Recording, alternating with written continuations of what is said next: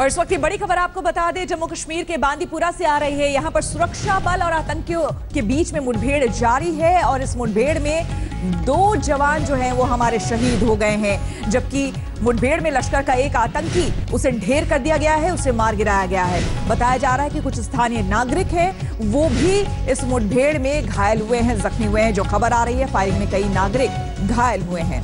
अशरफ वानी हमारे संवाददाता हमारे साथ जुड़ गए हैं ज्यादा जानकारी के साथ। अशरफ, क्या अपडेट?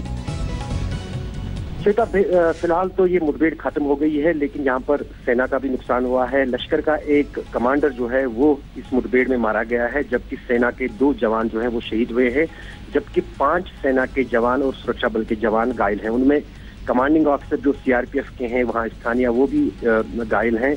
घायलों को श्रीनगर के सेना के अस्पताल में इलाज के लिए लाया जा रहा है, लेकिन उस बीच वहां पर एक सिविलियन को भी गोली लगी है, उसकी हालत भी नाजुक बताई जा रही है।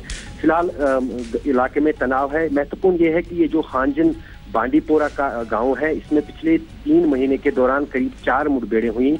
चारों मुठभेड़ों में लश्कर के आतंकी वहां पर मारे गए हैं, जिनमें ज़कीउर रहमान का भतीजा जो था वो भी यहीं पर मारा गया था।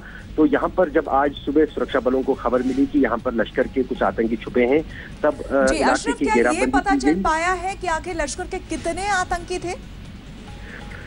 फिलहाल जो खबर थी सेना और सुरक्षा बलों के पास, उनके पास खबर थी कि लश्कर के 3 आतंकी इस इलाके में छुपे हैं, लेकिन जब गोलीबारी और मुठभेड़ हुई वहां पर एक ही शव मिला है आतंकी का, जो लश्कर का कमांडर बताया जा रहा है, लेकिन फिलहाल अभी तक उसकी पहचान नहीं हुई है। जी, और अब उस पूरे इलाके में, क्योंकि ये भी बताया जा रहा है कि कुछ स्थानीय नागरिक जो हैं वो भी घायल हुए हैं, तो फिलहाल वहां पर अब किस तरह का ऑपरेशन चल रहा है ताकि स्थानीय नागरिक जो है उन्हें क्या अस्पताल पहुंचा दिया गया है जो घायल हैं, और बाकी के वहां के ऑपरेशंस के बारे में बताएं। श्वेता, दरअसल अगर हम 2 दिन पहले देखें, जब कुलगाम में भी इसी तरह एक मुठभेड़ हुई थी, उसमें काफी वहां पर फिर उसके बाद प्रदर्शन हुए थे, उसमें भी कई सिविलियन जो है उनको गोलियां लगी थी, 2 की मौत हुई थी। यहाँ पर भी कुछ इस तरह का माहौल बना है। जब ये मुठभेड़ चल रही थी, उसी बीच कुछ लोग आए और सुरक्षा बलों पर पत्थरबाजी शुरू की।